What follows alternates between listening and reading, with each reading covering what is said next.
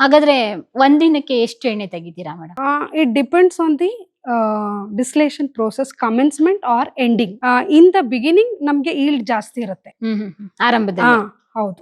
And whenever the still goes to the ending process, oil content will be reduced. Gradually it is decreased. ಇವರು separate ಮಾಡ್ಕೊಂಡಿದ್ದಾರೆ. Same structure ಅಲ್ಲಿ water fill ಆಗಿರುತ್ತೆ. Up to ಈ level ವರೆಗೆ water fill ಆಗಿರುತ್ತೆ.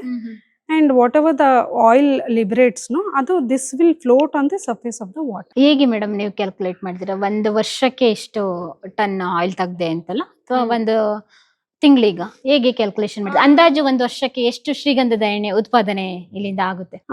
ಅದು ನಮಗೆ once again it depends on the quantity of wood we receive.